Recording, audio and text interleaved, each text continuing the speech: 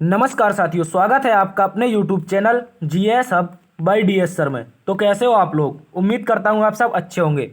आज की श्रृंखला में एक बार हम फिर से देखने वाले हैं ब्रह्मास्त्र सीरीज। क्या देखने वाले साथी? ब्रह्मास्त्र सीरीज। और इसका पार्ट थर्ड रहेगा। क्या रहेगा? Part third. इसमें टॉप 50 क्वेश्चन होंगे जो आज आपके पॉलिटी के साथ स्टैटिक के साथ भारत के भूगोल से संबंधित कुछ क्वेश्चन रहेंगे, जैसे नदियां हैं वगैरह, इनसे भी क्वेश्चन रहेंगे। सभी साथी एक बार से जुड़ जाएंगे और सेशन को शेयर कर देंगे। जल्दी सभी साथी जुड़ जाएंगे और अपने साथियों में सेशन को शेयर कर देंगे। और जो नए साथी हैं, लगभग मेरे बहुत सारे ऐसे व्यूअर्स हैं जो आप अभी तक चैनल को सब्सक्राइब नहीं किया है, वो प्लीज़ चैनल को सब्सक्राइब भी कर लेंगे। ठीक है साथी? तो चलते हैं आज के पहले क्वेश्चन की तरफ। आज हम क्या देखने वाले हैं? ब्रह्मास्त्र सीरीज, और उसके देखेंगे 50 क्वेश्चन। आज का मोटिवेशन कोट जो आपको ऊर्जावान बनाएगा और मंजिल के प्रति जागरूक रखेगा।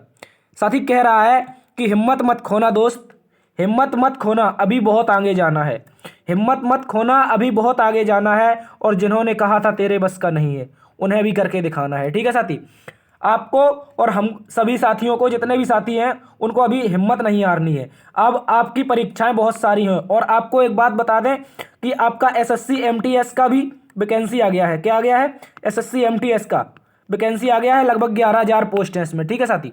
इसमें क्या है?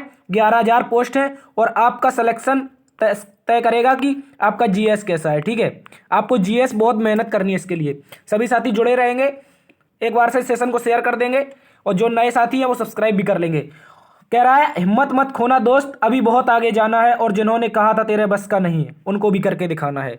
पड़ोसी कहते हैं साथी कि आपका लड़का पढ़ रहा है, क्या कर रहा है, अभी तक एक भी पेपर नहीं निकला, तो उनको करके दिखाना है। अब की बार आपके पास बहुत सारी वैकेंसी है। एक एमटीएस है, एसएससी जीडी का एग्जाम चल रहा है। आने वाले समय में यूपी पुलिस होगा साथी। क्या होगा? यूपी पुलिस होगा। उसके अलावा साथी आपका अभी क्या मिलेगा? सीएचएसएल है। ये बहुत सारी वैकेंसी हैं जिसमें जीएस पोर्शन का बहुत महत्वपूर्ण योगदान रहेगा। ठीक है साथी? सभी साथी जुड़ जाएंगे, एक बार से शेयर कर देंगे सेशन को। ठीक है? आज हम देखने वाले हैं ब्रह्मास्त्र सीरीज का पार्ट थ्री देखेंगे। क्या देखेंगे? पार्ट 3। ठीक है? और इसमें देखेंगे टॉप 20 क्वेश्चन। ठीक है? जो कि आपके अति महत्वपूर्ण होंगे एसएससी जीडी एग्जाम की दृष्टिकोण से और यूपी पुलिस के दृष्टिकोण से, एमटीएस की दृष्टिकोण से। देखो साथी, सिलेबस वही है, वही सब पूछता है, तो आपको भटकना नहीं है कहीं। पता चले कोई एसएससी जीडी पढ़ा रहा है तो आपने उसको छोड़ दिया, एमटीएस पढ़ा रहा है उसको ज्वाइन कर लिया। इस तरह से नहीं भटकना है। सभी साथी एक बार से जुड़े रहेंगे और सेशन को लाइक शेयर करते रहेंगे। ठीक है? वही सिलेबस है, आपको वही हर जगह पढ़ाया जाएगा। ठीक है? कोई अलग से अमृत नहीं पिला देगा घोर के। ठीक है? तो सभी साथी शाम 7 बजे जुड़ा करेंगे हमारे साथ, जिसमें हम आपके लिए लेकर आते हैं जीएस की क्लास। ठीक है? तो आज के टॉप 50 क्वेश्चन की तरफ करते हैं शुरुआत। आज का पहला क्वेश्चन है विश्व का सबसे बड़ा नदी द्वीप माजुली किस नदी पर स्थित है? जल्दी से बता देंगे सभी साथी। जो माजुली नदी द्वीप है, ये किस नदी पर स्थित है? जल्दी से बता दीजिए। ठीक है? और यह किस राज्य में? राज्य का नाम भी बताइए जिस राज्य में यह स्थित है। ठीक है साथी? जल्दी से जुड़ जाएंगे, एक बार से सेशन को साझा कर देंगे। बताइए जल्दी से, जो आपका नदी द्वीप माजुली है, ये किस नदी पर स्थित है और किस राज्य में है? ठीक है? यहाँ पर टिक लगा है, ऑप्शन होगा आपका ब्रह्मपुत्र। क्या होगा साथी? ब्रह्मपुत्र। ठीक है? ये 1-2 क्वेश्चन में आपके टिक लग गए थे धोखे से, तो देख लेंगे आप सभी। इसका आंसर हो जाएगा ब्रह्मपुत्र। ठीक है? यदि पूछे किस राज्य में है साथी, तो आपको बताना है ये असम राज्य में। कहां पर? असम राज्य में। ठीक है? असम राज्य में है। कौन सी नदी है? ब्रह्मपुत्र नदी है। विश्व का सबसे बड़ा नदी द्वीप है। कौन सा? विश्व का सबसे बड़ा नदी द्वीप। ठीक है? सबसे बड़ा नदी द्वीप, इसको याद रखेंगे। सबसे बड़ा नदी द्वीप कौन सा है? तो बताना है साथी माजुली द्वीप। ठीक है? इसके बाद चलते हैं अगले क्वेश्चन की तरफ। इसका आंसर क्या हो जाएगा हमारा? माजुली द्वीप कहाँ है? ब्रह्मपुत्र नदी पर। यदि पूछ ले सिंधु नदी साथी, तो बताना ये कहाँ से निकलती है? तिब्बत के पठार से। ठीक है? तिब्बत के पठार से निकलती है, मानसरोवर झील से निकलती है और चेमायोंगडुंग ग्लेशियर से निकलती है। ठीक है? गोदावरी नदी जो ये है, इसको दक्षिण भारत की गंगा कहते हैं, क्योंकि ये भारत की दूसरी सबसे लार्जेस्ट रिवर है। ठीक है? इसको भी याद रखेंगे। यदि पूछ ले गंगा, तो बताना है इस पर क्या है? उत्तराखंड में यूके में भागीरथी, इसका जहां पर नाम है, उस पर बना है टिहरी बांध। क्या बना है साथी? टिहरी बांध। ठीक है? इसको याद रखेंगे। चलते हैं अगले क्वेश्चन की तरफ। अगला क्वेश्चन कह रहा है निम्नलिखित में से किस वर्ष भारतीय जनसंख्या के इतिहास में महान विभाजक वर्ष कहा जाता है?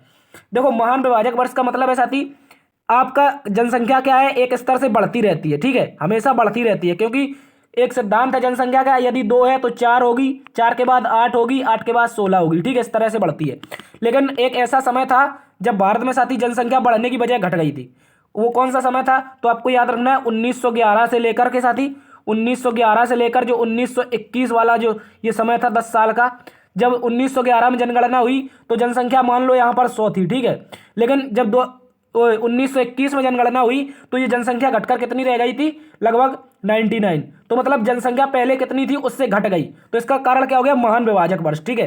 तो ये कब हुआ था साथी, तो आपको याद रखना है 1921 में, ठीक है। कब हुआ था, 1921 में, ठीक है। इसको भी याद रखेंगे, 1921 में भारत में महान विभाजक वर्ष हुआ था, ठीक है। 1947 में हम आजाद हुए थे और 1951 में क्या हुआ था साथी, तो आपको याद रखना है इसमें हुआ था फर्स्ट कॉन्स्टिट्यूशनल अमेंडमेंट, ठीक है। आज कॉन्स्टिट्यूशन के क्वेश्चन भी है आपके। तो फर्स्ट कॉन्स्टिट्यूशनल अमेंडमेंट कब हुआ था, 1951 में हुआ था। इसके तहत नवी अनुसूची जोड़ी गई थी। कौन सी साथी, नवी अनुसूची, ठीक है। नवी अनुसूची में क्या था, तो बताना है भूमि सुधार था। क्या साथी, भूमि सुधार था। इसके अलावा 1935 तो बताना है जो भारत का संविधान है, इस संविधान में सर्वाधिक इफेक्ट किस एक्ट का है, तो बताना है साथी 1935 के एक्ट का, ठीक है। संविधान जो बना है अपना, इतने सारे अनुच्छेद हैं इसमें, अनुसूचियां हैं, तो बताना है ये 1935 के एक्ट में मोस्टली सारी चीजें ठीक है। चलते हैं अगले क्वेश्चन की तरफ। अगला क्वेश्चन देखो, आपसे पूछ लिया है कि दक्षिण की गंगा के रूप में डब की गई है दक्षिण भारत की सबसे बड़ी नदी। देखो यहाँ पर बड़ी पूछा है, यदि पूछ लेता सबसे पवित्र नदी के हिसाब से कौन गंगा है, तो आप छाप के बताएंगे, ठीक है। जिस तरह गंगा की हम लोग पूजा करते हैं यहाँ पर, उसी तरह दक्षिण भारत में एक और नदी है जिसकी हम पूजा करते हैं, और उस नदी को कहते हैं क्या, दक्षिण की गंगा, ठीक है। तो यहाँ पर बड़ी के हिसाब से दक्षिण की गंगा कौन हो जाएगी, तो अभी आपको बताया था कौन हो जाएगी साथी, गोदावरी, ठीक है। यदि पूछ ले सबसे पवित्र नदी कौन है दक्षिण भारत की, तो बताना है कावेरी, ठीक है। पवित्रता के हिसाब से इसको गंगा कहते हैं, स्वच्छता और पवित्रता के हिसाब से, ठीक है। स्वच्छता और जो पवित्रता है, इसकी पवित्रता है, इसके हिसाब से इसको गंगा कहते हैं, ठीक है। यदि पूछ ले बड़ी के हिसाब से गंगा कौन है, तो गोदावरी, ठीक है साथी। महानदी पूछे तो बताना साथी छत्तीसगढ़ से निकलती, कहाँ से, छत्तीसगढ़ के सतरिया जिला से। कौन सा जिला है, सतरिया जिला, ठीक है। छत्तीसगढ़ के सतरिया जिला से महानदी निकलती है, ठीक है। इसको याद रखेंगे। और ये कहां पर गिरती है, तो बताना बंगाल की खाड़ी में, ठीक है। चलते अगले क्वेश्चन की तरफ। इसका आंसर क्या हो जाएगा हमारा, गोदावरी हो जाएगा। अगला क्वेश्चन हमको मिलाने के लिए दिया गया है, सूची 1 को सूची 2 से मिलाइए। कह रहा है जो नदी है और इसकी सहायक नदियां हैं, जल्दी से बता देंगे सभी साथी कौन सी नदी है और इसकी सहायक कौन है। देखो आपको याद रखना है, यहाँ पर मोस्टली नदियां उठाया करिए जिनको आपको पता हो, ठीक है। यदि गंगा पूछ ले तो बताना है साथी सोन नदी इसकी सहायक है। यदि पूछे सोन कहाँ से निकलती है साथी, तो बताना ये निकलती अमरकंटक से। कहाँ से, अमरकंटक से। अमरकंटक से एक और कौन सी निकलती है, तो नर्मदा निकलती है। नर्मदा के साथ एक सोन निकलती है जो इस तरह से जाके यहाँ से मध्य प्रदेश से निकल के बिहार में गंगा से मिल जाती, तो ये गंगा की सहायक हो गई, ठीक है साथी।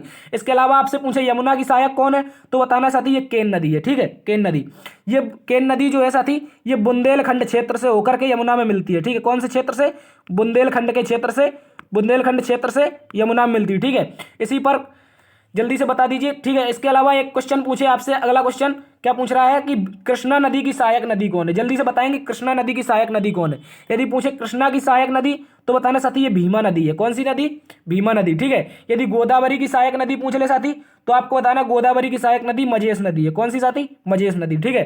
तो इस तरह से हमारा ऑप्शन क्या हो जाएगा, ए का 4 और बी का हो जाएगा आपका 2, बी का क्या होगा साथी, बी का 3 होगा, ठीक है। बी का 3 होगा। तो इस तरह से ऑप्शन क्या हो जाएगा हमारा, देखते हैं अगला ऑप्शन। और ऑप्शन देख लेते हैं, यहाँ पर गंगा की हो गई सोन, इसके अलावा यमुना की केन, कृष्णा की भीमा और गोदावरी की मझेश। बी का 4 कहाँ पर है, बी का 4 एक ही ऑप्शन है। एक मिनट साथी, एक मिनट, बी का कौन सा, मझेश नदी, गोदावरी की नदी, गोदावरी की मझेश नदी, ठीक है। तो बी का 3 कौन से ऑप्शन में, बी का 3 देखो एक इसमें है एक इसमें है, तो ये दोनों ऑप्शन क्या हो गए, ये दोनों आपके गलत हो गए, ठीक है। इसके अलावा ये कौन सा हो जाएगा, ए का कौन सा है, ए का 4 यहाँ भी नहीं है, तो ये भी गलत हो गया। इस हिसाब से आपका ऑप्शन क्या हो जाएगा, इस तरह से ऑप्शन हो जाएगा आपका डी, ठीक है साथी। डी ऑप्शन सही हो जाएगा। इस तरह से इसका स्क्रीनशॉट ले लेंगे। गंगा की सहायक सोन, कृष्णा की सहायक भीमा और गोदावरी की मझेश, और इसके अलावा यमुना की केन नदी, ठीक है। चलते हैं अगले क्वेश्चन की तरफ। और यमुना, इसको भी याद रखना कि यमुना नदी जो है ये भी एक तरह से गंगा की सहायक नदी ही है, ठीक है साथी। क्वेश्चन कह रहा है हमसे, अगला क्वेश्चन कह रहा है कील कैनाल किसको किससे जोड़ता है, जल्दी से बताएंगे। जो आपकी कील कैनाल है ये किसको किससे जोड़ती है, जल्दी से बता दीजिए सभी साथी, ठीक है। कील कैनाल, इसके अलावा हम कुछ और मुख्य नहर देखेंगे, कील नहर के अलावा जो और अन्य मुख्य नहर हैं उनको भी देखेंगे, ठीक है। कील कैनाल पूछे साथी किसको किससे जोड़ती है, तो आपको याद रखना है साथी किससे जोड़ती है, उत्तरी सागर को बाल्टिक सागर से। कहां से, उत्तरी सागर को साथी बाल्टिक सागर से, ठीक है। उत्तरी सागर को बाल्टिक सागर से कौन जोड़ता है, तो बताना है साथी कील नहर, ठीक है। और यह क्या है, तो बताना है साथी दुनिया की सबसे व्यस्त नहर है, ठीक है।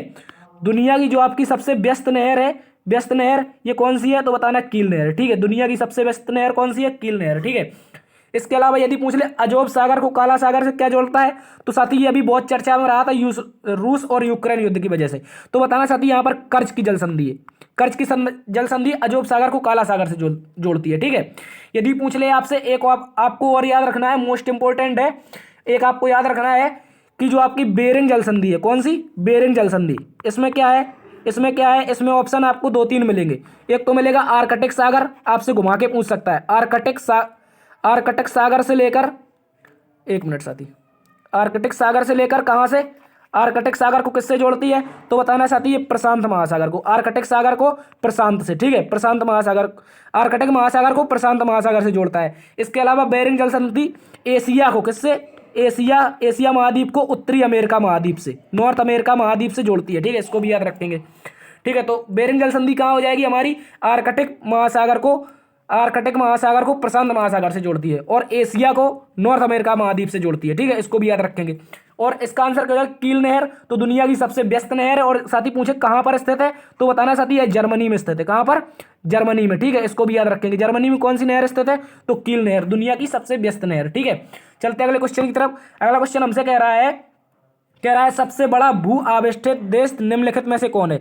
जल्दी से सभी साथी छाप के बताएंगे निम्नलिखित में से कौन सा सबसे बड़ा भू आविष्टित देश है, जल्दी से बता दीजिए। ठीक है, यदि पूछे कौन है, तो बताना है साथी कजाकिस्तान। ठीक है, कौन सा देश है, कजाकिस्तान, ये दुनिया का सबसे बड़ा भू आविष्टित देश है। ठीक है, इस अर्थात इस देश की सीमा किसी सागर से या महासागर से नहीं लगती है। ठीक है, तो ये और बड़ा भी पूछा है यहाँ पर, बड़ा वैसे देखा जाए तो अफगानिस्तान भी भू आविष्टित है। ठीक है, और मंगोलिया भी है और भूटान भी है, लेकिन सबसे बड़ा कौन है, तो बताना है कजाकिस्तान। ठीक है, इसके अलावा आपसे एक क्वेश्चन पूछ ले साथी, यहाँ पर कौन सा क्वेश्चन पूछेगा कि मंगोलिया, तो बताना है साथी चीन की इस तरह से सीमा बनती है और एक इतना छोटा सा देश चीन की सीमा और रूस की सीमा के बीच पड़ता है। किस सीमा के बीच, रसिया की सीमा और चाइना की सीमा के बीच, तो वो कौन सा देश है साथी, मंगोलिया। ठीक है, भूटान पूछ ले, सभी को पता है इसको, भारत का पड़ोसी देश, अफगानिस्तान भी भारत का पड़ोसी देश, अफगानिस्तान से भारत की सीमा लगती है 106 किलोमीटर। इसके अलावा भूटान से लगती है साथी 699 किलोमीटर। ठीक है, इसको भी याद रखेंगे, इसको भी याद रखेंगे सभी साथी। ठीक है, अगला क्वेश्चन कह रहा है निम्नलिखित में से मिलान बताइए कौन सा गलत है। यहां पर क्या पूछा साथी, गलत मिलान पूछा आपसे, जल्दी से बता देंगे सभी साथी। ठीक है, यदि पूछे माओरी जनजाति, तो साथी आपको याद रखना है ये जो माओरी जनजाति है न्यूजीलैंड में पाई जाती है। ठीक है, इसके अलावा साथी आपको याद रखना है जो आपकी बेदास जनजाति है ये श्रीलंका में पाई जाती है। ठीक है, इसके अलावा आपको यह भी याद रखना है साथी कि आइनो जनजाति ये कहाँ पाई जाती है, तो आपको याद रखना है ये रूस में नहीं पाई जाती। ठीक है साथी, ये पाई जाती है जापान में। कहाँ पर साथी, जापान में। आइनो जो जनजाति है ये कहाँ पर पाई जाती है, ये जापान में पाई जाती है। इसको मोस्ट इंपोर्टेंट है, इसको याद रखेंगे सभी साथी। यदि पूछ ले साथी रूस में कौन सी जनजाति पाई जाती है, तो बताना है एम्बक। कौन सी साथी, एबेंक करके एक जनजाति होती है, एबेंक लोग। ठीक है, एबेंक लोग कहाँ पाए जाते हैं, तो रूस में। ठीक है, और बोरो जनजाति कहाँ पाई जाती है, तो बताना ब्राजील में। ब्राजील के अलावा बोरो जनजाति अन्य देश जैसे बोलाविया हो गया, आपका क्या हो गया साथी, बोलाविया देश। कौन सा देश, बोलाविया देश, इसको भी याद रखेंगे, बोलाविया देश। बोलाविया देश के अलावा एक और हो गया आपका कौन सा देश साथी, आपको याद रखना है, इसके अलावा पेरू देश। ठीक है, पेरू ये कहाँ के देश है साथी, ब्राजील, बोलाविया और पेरू ये साउथ अमेरिका महाद्वीप के हैं। ठीक है, साउथ अमेरिका महाद्वीप के। तो इसका ऑप्शन क्या हो जाएगा, गलत पूछा था हमसे, तो आइनू जनजाति आपको बताया अभी कहाँ पर है ये वाली, तो जापान में, रसिया में नहीं है। ठीक है, तो इसका ऑप्शन सी हमारा क्या हो जाएगा, गलत हो जाएगा। ठीक है, गलत पूछा हमसे।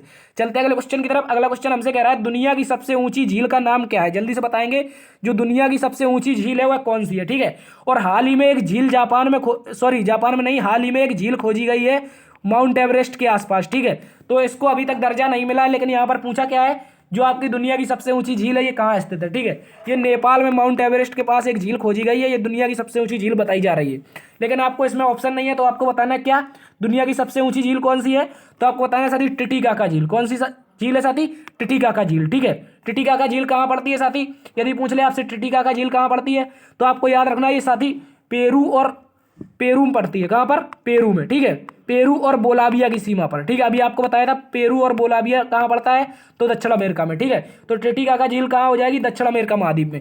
यदि पूछे कैस्पियन सागर, तो बताना है साथी ये क्या है, ये क्षेत्रफल की दृष्टि से सबसे बड़ी यहाँ पर क्षेत्रफल की दृष्टि से सबसे बड़ी झील है। ठीक है, सबसे बड़ी। यहाँ पर गहरी नहीं पूछा, यदि आपसे गहरी पूछे गहरी झील कौन है, तो बताना है साथी बैकाल झील। कौन सी, बैकाल। लेकिन सबसे बड़ी पूछे साथी, तो आपको बताना है कैस्पियन सागर। ठीक है सभी को पता है बुलर झील कहाँ पर है, जम्मू कश्मीर में, और डल झील ये भी जम्मू कश्मीर में। ठीक है, चलते हैं अगले क्वेश्चन की तरफ। अगला क्वेश्चन कह रहा है पालघाट अवस्थित है कहाँ पर है, बताइए पालघाट जो आपका है ये कहाँ अवस्थित है। देखो आपको कई बार कराया है मैंने, एक ये हो गया मुंबई, आपका यहाँ पर मुंबई है, और इस तरह से एक दर्रा पाया जाता है। ठीक है, ये क्या है, नासिक है। ठीक है, इस तरह से एक दर्रा पाया जाता है, ये क्या है आपका पुणे है। ठीक है, इसके अलावा एक दक्षिण में दर्रा पाया जाता है, ये कहाँ, ये क्या है दक्षिण में, ये आपका हो गया कोयम्बटूर, और ये हो गया केरल का पालक्कड़। ठीक है, पालक्कड़, तो इसके बीच में जो दर्रा पाया जाता है साथी, ये दर्रा,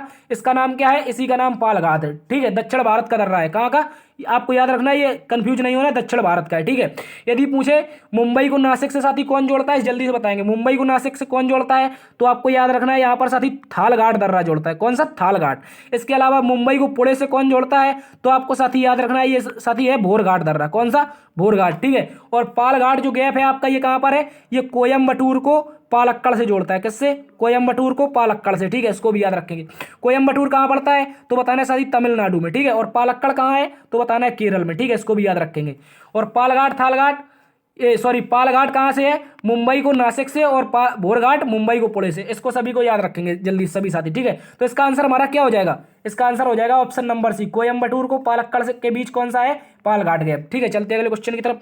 अगला क्वेश्चन कह रहा है सूची 1 को सूची 2 से मिलान कीजिए और बताइए सही क्रम कौन सा है। जल्दी से बताएंगे सभी साथी। ठीक है, कह रहा है एक तरफ तो पर्वत की चोटियां दी गई हैं, दूसरी तरफ आपको उसके राज्य दिए गए थे। जल्दी से बता देंगे कौन कौन से राज्य में कौन कौन सी चोटियां पाई जाती हैं। ठीक है, यदि पूछे, आपको याद रखना है यहाँ पर ऑप्शन मिलाने सीखना है। ठीक है, क्या है, यदि पूछे नागालैंड तो बताना है माउंट सारामती। कौन सा है, सारामती, यहाँ पर सारामतो लिखा है। ठीक है, यहाँ पर क्या हो जाएगा आपका, माउंट सारामती। ठीक है, क्या हो जाएगा साथी, सारामती, सारामती इसका नाम है। ये कहाँ पर है, नागालैंड में। ठीक है, उत्तर भारत की सबसे ऊंची चोटी है। यदि पूछे केरल में कौन सी है साथी, केरल में तो आपको याद रखना है साथी, केरल में आपकी अनायमुड़ी। कौन सी साथी, अनायमुड़ी चोटी। ठीक है, केरल में कौन सी चोटी है, अनायमुड़ी। यदि पूछे तमिलनाडु में साथी कौन सी है, तो बताना है दोदा बेटा। कौन सी, दोदा बेटा। और उत्तराखंड आपकी नंदा देवी, ये नंदा देवी लिखा है, यहाँ पर नंदा देवी होगा। क्या साथी, यहाँ पर क्या होगा आपका, नंदा देवी होगा। ठीक है, नंदा देवी, नंदा देवी, इसको भी याद रखेंगे।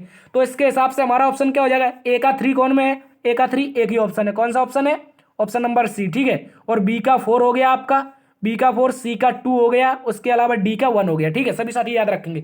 इसके अलावा आप लोग देख लेंगे यहाँ पर, यदि आपसे पूछ ले दक्षिण भारत की सबसे ऊंची चोटी कौन सी है, दक्षिण भारत की सबसे ऊंची चोटी। ठीक है, जब यहाँ पर चोटियां आई हैं तो इसको भी देख लेते हैं। दक्षिण भारत की सबसे ऊंची चोटी कौन है साथी, तो आपको याद रखना है ये अनायमुड़ी। कौन सी साथी, अनायमुड़ी। ठीक है, ये कहाँ पर है, तो बताना है साथी ये पश्चिमी घाट, जो आपका पश्चिमी घाट पर्वतमाला है, पश्चिमी घाट की एक ये शाखा है। ठीक है, पश्चिमी घाट की जो श्रृंखला है, ये दक्षिण भारत की सबसे ऊंची चोटी।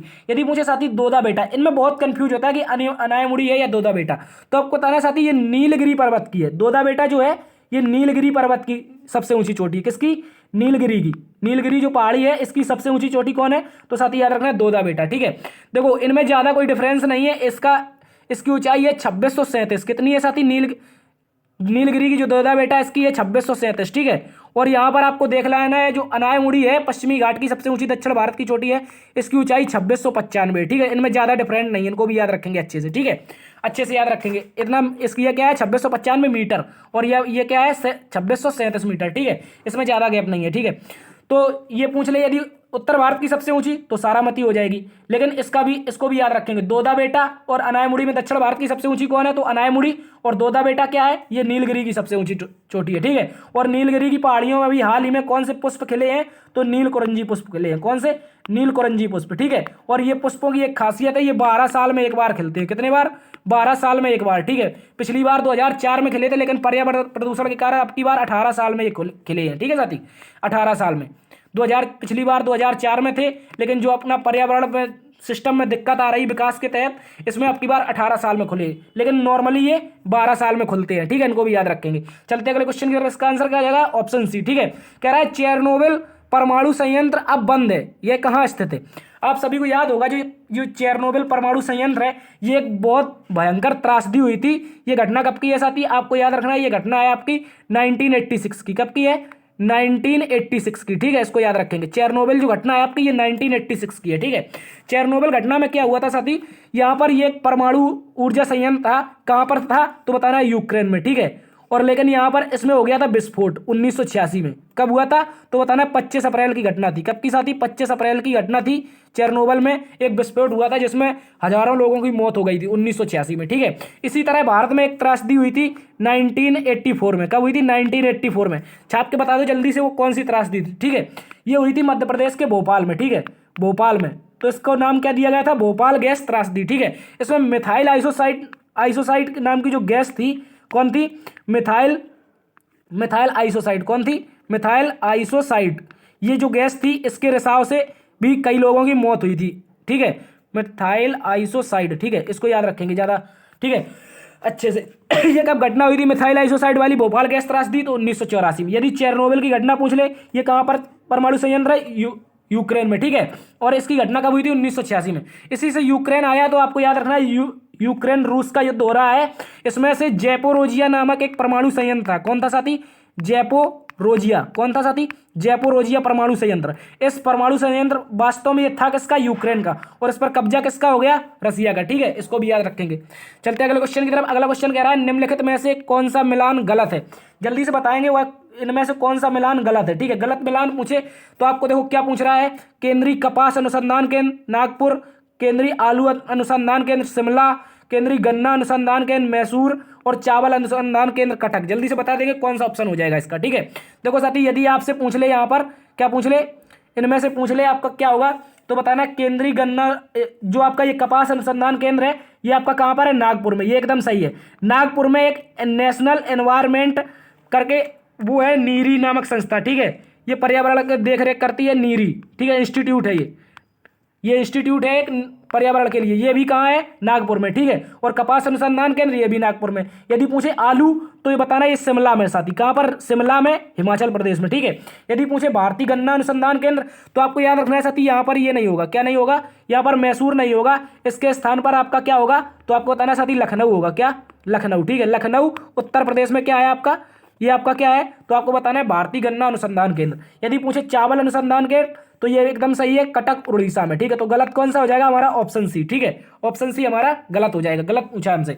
यदि पूछे, आपको बता दिया कि इसमें क्या है, मैसूर में एक आपको याद रखना है राजमुंद्री, ठीक है। ये भी बहुत पूछता है, जो आपका राजमुंद्री है, राजमुंद्री में क्या है तो बताना है साथी, तंबाकू। क्या है, तंबाकू अनुसंधान केंद्र कहाँ पर है, तंबाकू अनुसंधान केंद्र, तो ये राजमुंद्री में, ठीक है। इसको भी याद रखेंगे।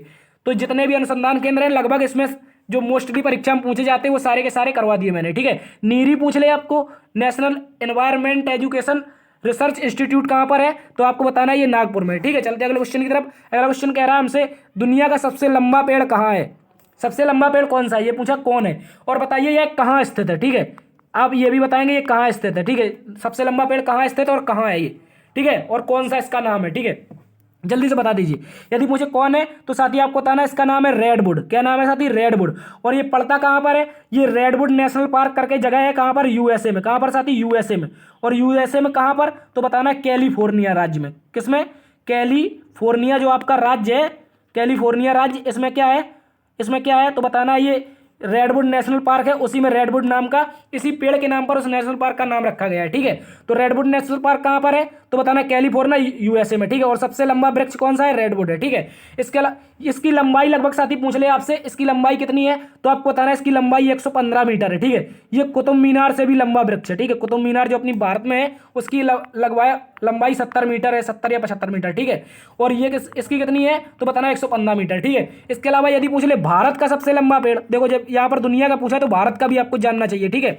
भारत का सबसे लंबा पेड़ कौन सा है तो साथी आपको याद रखना है यूकेलिप्टस। कौन सा है, यूकेलिप्टस, ठीक है, यूकेलिप्टस। और इसकी ऊंचाई पूछ ले आपसे साथी कितनी है तो बताना है साथी इसकी ऊंचाई है 93 मीटर, 93 मीटर, ठीक है।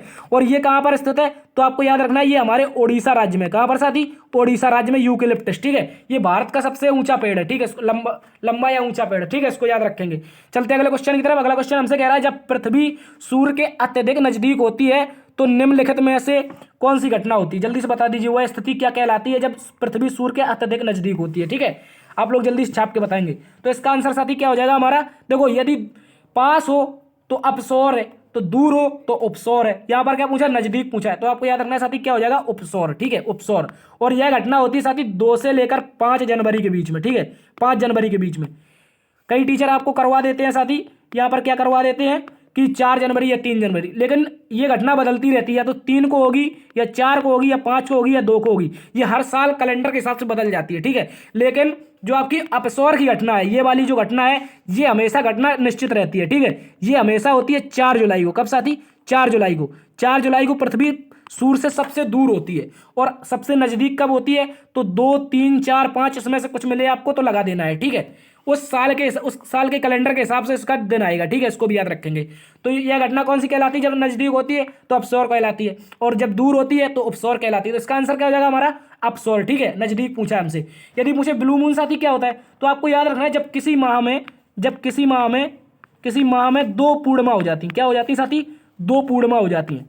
जब किसी माह में 2 पूर्णिमा हो जाती हैं, जो अंतिम पूर्णिमा होती है, अंतिम कौन सी? दूसरे नंबर की जो पूर्णिमा होती है अंतिम, इसमें चंद्रमा का कलर हमारा कैसा हो जाता है? ब्लू हो जाता है, ठीक है।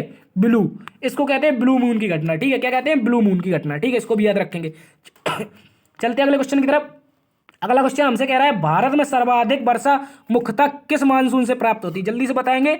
भारत में सर्वाधिक वर्षा किस मानसून से प्राप्त होती है, ठीक है। तो आपको याद रखना है किस मानसून से, जैसे ये आपका भारत रहा, ठीक है। तो आपको इस तरह से लाइन खींचनी है और आपको बताना है किस मानसून से होती है। ये दक्षिणी पश्चिमी मानसून। कौन सा है? दक्षिणी पश्चिमी मानसून, ठीक है। कौन सा है मानसून? दक्षिणी पश्चिमी मानसून, ठीक है। इसको याद रखेंगे। इसके अलावा यदि आपसे पूछ ले साथी दक्षिणी पश्चिमी तो हो गया, ठीक है। यदि पूछ ले यह मानसून बनता कहाँ से है, तो आपको बताना है साथी ये कहाँ से बनता है? मालाबार तट से। किससे? मालाबार तट से, ठीक है। मालाबार तट से क्या बनता है? मानसून बनता है, ठीक है। ये कौन सा होता है? दक्षिणी पश्चिमी मानसून। इसी से भारत में मुख्यतः वर्षा होती है, ठीक है। सर्वाधिक वर्षा इसी मानसून से होती है। ये कहाँ से? मालाबार तट कहाँ पर है? तो आपको याद रखना है साथी केरल में, ठीक है। केरल में क्या है? मालाबार तट है। इसको भी याद रखेंगे। अगला क्वेश्चन कह रहा है संघ सूची को 1 से 2 से मिलाइए, यानी कि सूची 1 को सूची 2 से मिलाइए। जल्दी सभी साथी छाप के बताएंगे। सूची 1 को सूची 2 से मिलान करना है, ठीक है। कह रहा है कावेरी नदी एक तरफ बांध दिए गए हैं, उन पर परियोजनाएं बनी है, और एक तरफ आपको नदियां दी गई। जल्दी से बताएंगे किस नदी पर कौन सी परियोजना है, ठीक है। यदि साथी आपसे पूछ ले कावेरी पर कौन सी परियोजना है, तो बताना है मेट्टूर बांध। कौन सा साथी? मेट्टूर बांध, ठीक है। कृष्णा पर मैंने एक दिन आपको ट्रिक बताई थी। कृष्णा क्या खाते थे साथी? मिट्टी खाते थे, मिट्टी, ठीक है। मिट्टी, यहाँ पर क्या लिखा है? माटी। तो कृष्णा पर क्या हो जाएगा? माटी हो जाएगा, ठीक है। अलमाटी बांध, ठीक है। यदि नर्मदा पर पूछे तो बताना साथी सरदार सरोवर, ठीक है। ये कहाँ पर है साथी? तो आपको बताना ये गुजरात में, ठीक है। चंबल पर पूछे गांधी सागर। देखो आपको करा देता हूँ। यदि आपसे पूछे अलमाटी बांध कहाँ है, तो आपको बताना है साथी कहाँ पर है। जल्दी छाप दीजिए। मेट्टूर बांध आपका तमिलनाडु में है। कहाँ पर? तमिलनाडु में, ठीक है। तमिलनाडु में। इसके अलावा आपसे पूछे गांधी सागर, तो बताना है मध्य प्रदेश में, ठीक है साथी, मध्य प्रदेश में। यदि पूछे सरदार सरोवर, तो बताना गुजरात में, ठीक है। गुजरात में कौन सा है? 1 मिनट साथी। यदि पूछे गुजरात में कौन सा बांध है गुजरात में, तो सरदार सरोवर बांध, ठीक है। किस नदी पर है? नर्मदा नदी पर। इसी बांध के किनारे सरदार पटेल जी की कौन सी प्रतिमा लगी है, तो बताना है स्टैच्यू ऑफ यूनिटी। कौन सी है? स्टैच्यू ऑफ यूनिटी कहाँ लगी है, तो बताना सरदार सरोवर बांध के किनारे केवड़िया गुजरात में, ठीक है। कहाँ पर? केवड़िया गुजरात में, ठीक है। इनकी प्रतिमा लगी है स्टैच्यू ऑफ यूनिटी। इसको भी याद रखेंगे। तो इसका ऑप्शन क्या हो जाएगा हमारा? ए का 2 किसमें है? तो 2 ऑप्शन में। ये 2 ऑप्शन गलत हो गए, ठीक है। यदि पूछे आपसे लास्ट देख लेंगे चंबल पर कौन सी? गांधी सागर, यानी कि 2 का 3। तो ऑप्शन ये आपका 2 का 4, यहाँ पर 4 हो जाएगा, लेकिन यहाँ पर क्या हो जाएगा? ऑप्शन बी सही हो जाएगा, ठीक है।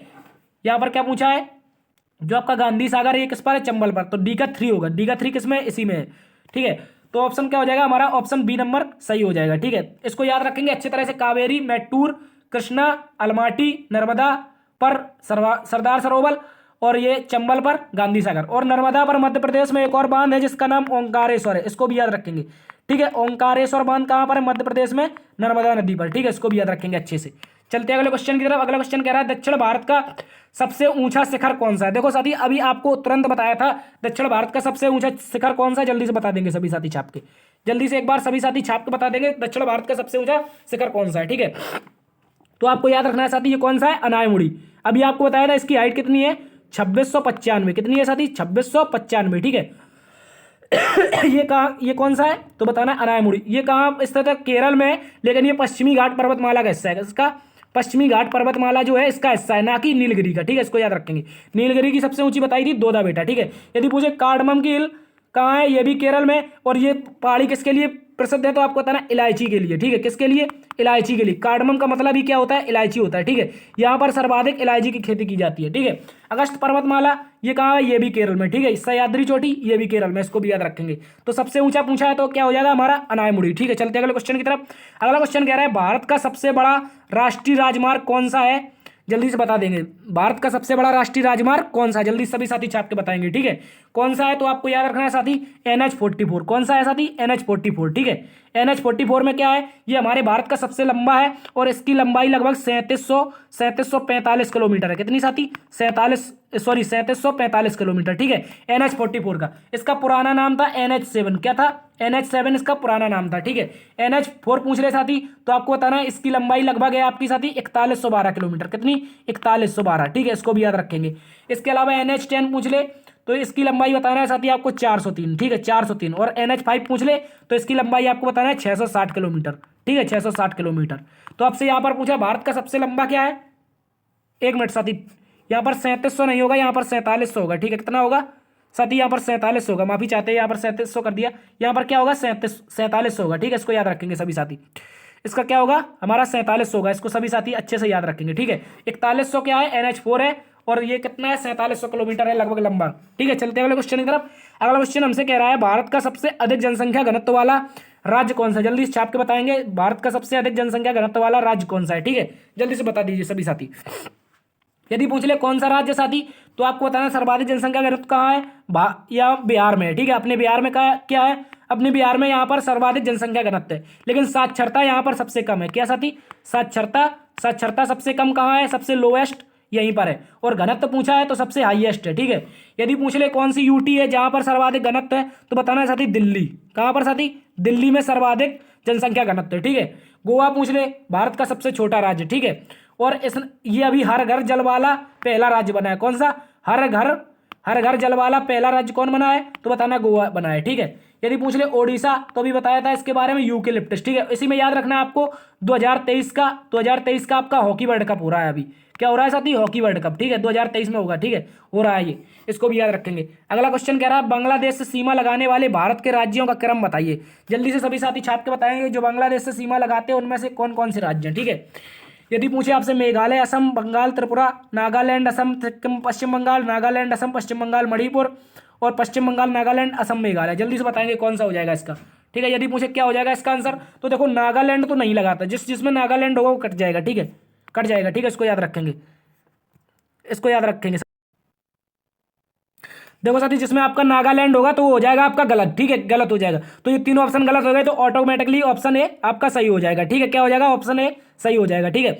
यदि पूछे देखो ये जैसे आपका ये आपका बांग्लादेश है, क्या है ये आपका बांग्लादेश है, ठीक है। बांग्लादेश से कौन कौन से राज्य सीमा बनाते हैं तो आपको याद रखना है साथी यहाँ पर कौन कौन से बनाते हैं। एक तो आपका हो गया मिजोरम, कौन सा, मिजोरम, ठीक है। ये हो गया आपका त्रिपुरा, ठीक है। त्रिपुरा के अलावा आपका हो गया यहाँ पर मेघालय, ठीक है। मेघालय के अलावा हो गया असम, हो गया, क्या हो गया साथी, असम हो गया। असम के अलावा इस साइड क्या हो गया, पश्चिम बंगाल, क्या हो गया, पश्चिम बंगाल। तो आपको याद रखना है कुल 5 राज्य सीमा बनाते हैं, लेकिन यहाँ पर ऑप्शन में केवल 4 राज्य हैं। यहाँ पर क्या नहीं है साथी तो आपको याद रखना है यहाँ पर मिजोरम नहीं दिया गया है, ठीक है। मिजोरम को भी यहाँ पर ऐड कर लेंगे, ठीक है। सभी साथी मिजोरम को भी ऐड कर लेंगे, ठीक है, इसको भी याद रखेंगे। मिजोरम को भी सभी साथी ऐड कर लेंगे, ठीक है। कुल मिलाकर आपके 5 राज्य बांग्लादेश से सीमा बनाते। यदि पूछ ले साथी आपसे भूटान से सीमा तो आपको याद रखना है भूटान से सीमा साथी कौन कौन बनाता है तो आपको याद रखना है एक तो सिक्किम बनाता है, सिक्किम के अलावा कौन बनाता है, वेस्ट बंगाल बनाता है, वेस्ट बंगाल के अलावा एक बनाता है आपका कौन सा, असम बनाता है, असम के अलावा एक कौन बनाता है तो आपको याद रखना है अरुणाचल प्रदेश, ठीक है, अरुणाचल प्रदेश। तो भूटान से सीमा कौन बनाते हैं, 4 राज्य, ठीक है। भूटान से सीमा कौन कौन बनाता है, ये आपका अरुणाचल प्रदेश हो गया, अरुणाचल प्रदेश के अलावा आपका असम हो गया, असम के अलावा सिक्किम हो गया, सिक्किम के अलावा क्या हो गया, पश्चिम बंगाल हो गया, ठीक है। ये किससे बताया मैंने तो बताना है साथी ये भूटान से बताया मैंने, ठीक है, इसको भी याद रखना है। चलते अगले क्वेश्चन की तरफ। अगला क्वेश्चन कह रहा है भारतीय प्रदेशों से होकर गुजरने वाली कर्क रेखा कितने राज्यों से गुजरती है, बताइए कितने भारतीय प्रदेशों से होकर कर्क रेखा गुजरती है, जल्दी से बता देंगे सभी साथी। यदि मुझे कितने राज्यों से गुजरती है तो आपको मैंने एक शॉर्ट में अपनी शॉर्ट वीडियो में ट्रिक बताई थी, गजराम, आपको इसको याद रखना है, गजराम छत झार, क्या बोला था, गजराम छत झार पत्र मिलेंगे, क्या मिलेंगे साथी, पत्र मिलेंगे, ठीक है। यदि गजराम छत जारेगा तो उसे पत्र मिलेंगे, ठीक है।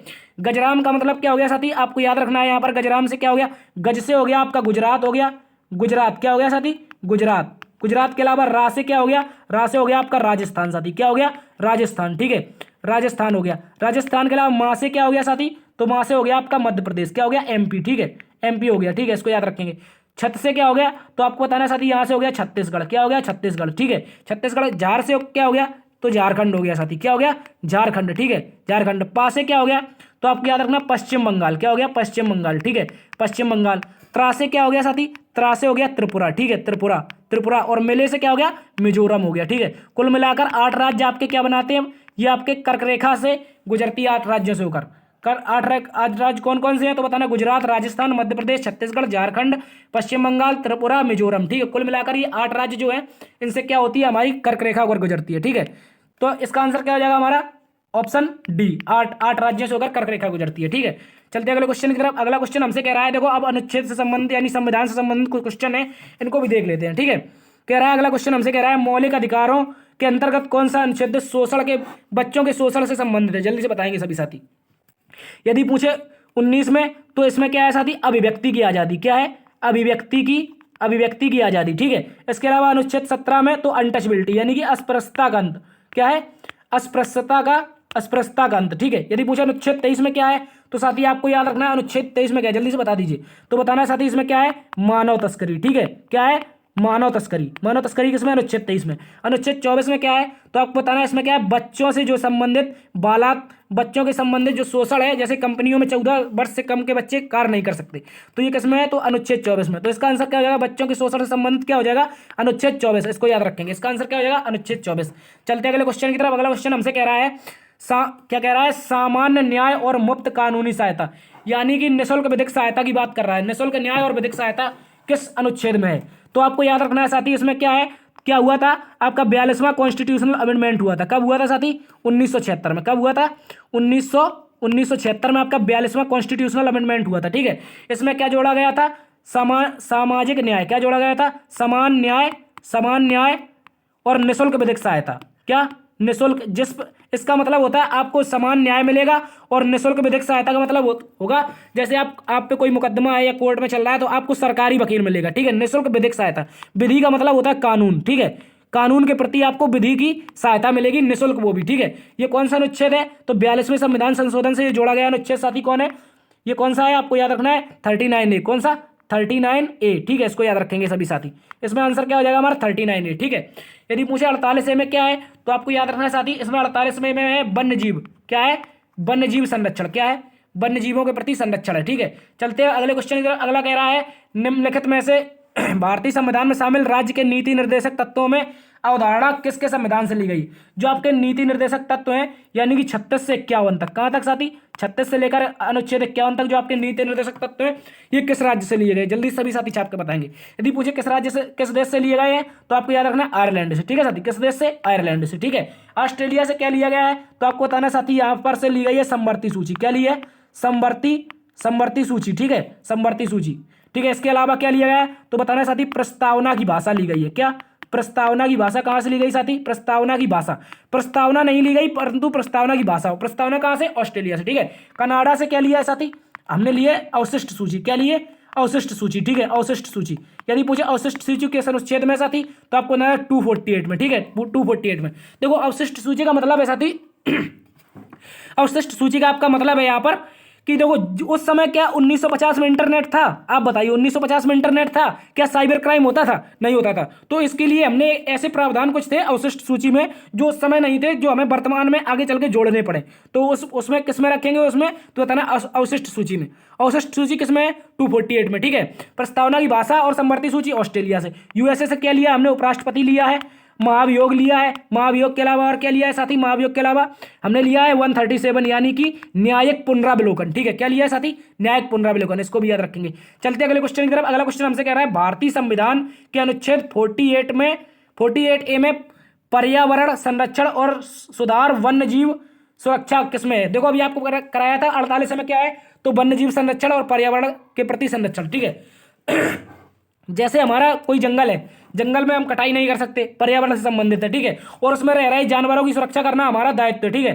तो ये क्या है, वन्य जीव संरक्षण हो गया, ठीक है। तो इसमें क्या हो जाएगा हमारा, ये किसमें है, तो साथी याद रखना ये राज्य के नीति निर्देशक तत्व। अभी आपको बताया था कि ये अनुच्छेद 36 से लेकर 51 तक है, ठीक है, 36 से 51 तक। तो 36 से 51 के बीच 48 भी इंक्लूड होता है, ठीक है। तो ये किसमें हो जाएंगे, राज्य के नीति निर्देशक तत्व। ये कहाँ से लिए गए हैं, अभी आपको बताया था कहाँ से लिए गए हैं, आयरलैंड से, ठीक है साथी, आयरलैंड से, इसको भी याद रखेंगे।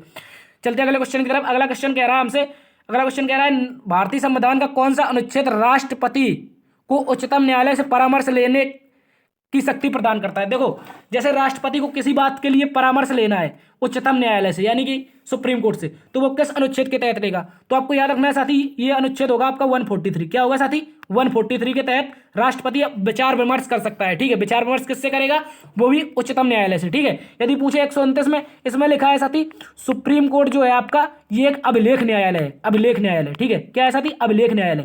अभिलेख न्यायालय का मतलब यहाँ पर क्या होता है साथी, तो आपको याद रखना है सुप्रीम कोर्ट जितने भी फैसले सुनाएगा उन फैसलों को सभी को क्या रखा जाएगा, सुरक्षित रखा जाएगा, ठीक है। जितने भी सुरक्षित फैसले रखे जाएंगे वो अभिलेख न्यायालय होगा, ठीक है। जिस भी न्यायालय में फैसला सुना दिया उस फैसले को हमने सुरक्षित रखा है, ठीक है, आने वाली भविष्य की पीढ़ियों को बताने के लिए कि हमने उस समय ये फैसला सुनाया था, ठीक है। तो ये क्या हो जाएगा हमारा, अभिलेख न्यायालय हो जाएगा, ठीक है। ये किसमें है, तो 129 में, ठीक है। 32 में क्या है साथी, तो आपको पता है इसमें संवैधानिक उपचारों का अधिकार, ठीक है। इसको बाबा साहब अम्बेडकर ने क्या कहा है, बी आर अम्बेडकर जी ने इसको कहा है संविधान की आत्मा, ठीक है। क्या कहा है बाबा साहब अम्बेडकर ने, इसको संविधान की आत्मा कहा है, इसको भी याद रखेंगे। तो इसका आंसर क्या हो जाएगा, 143, ठीक है।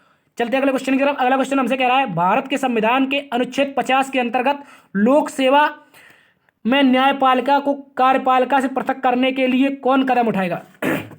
जल्दी से आप बताएंगे, जो लोक सेवाएं होती हैं तो उसमें न्यायपालिका को कार्यपालिका से कौन अलग करने के लिए कदम उठाएगा, जल्दी से बताएंगे, ठीक है। देखो, इसका आंसर हो जाएगा साथी हमारा राज्य। क्या हो जाएगा, राज्य। जिस तरह से अभी उत्तराखंड ने साथी, उत्तराखंड ने क्या किया है, उत्तराखंड ने क्या किया है, तो आपको बताना है साथी, यहाँ पर इसने क्या किया है, इसने देखो लेखपाल हो गया, लेखपाल के अलावा क्या हो गया, कानून गो हो गया आपका, कानून गो के अलावा क्या हो गया, वीडियो, ठीक है साथी, वीडियो। इसमें क्या था साथी, इसमें जब ये लोग कुछ काम करने जाते थे तो इनको पुलिस की पावर भी मिलती थी, ठीक है, पुलिस की पावर, इनको तीनों को पुलिस की पावर भी मिलती थी, ठीक है। वहां पर कोई अपवाद हो तो ये पुलिस की पावर का इस्तेमाल कर सकते थे, लेकिन इसने क्या कर दिया, न्यायपालिका को कार्यपालिका से पृथक्करण कर दिया, ठीक है। तो क्या हो गया, ये किसके अंदर आया, राज्य के अंदर, क्योंकि उत्तराखंड एक राज्य ने ऐसा किया है, तो ये किसके अंदर आएगा, तो राज्य के अंदर, ठीक है। चलते अगले क्वेश्चन की तरफ।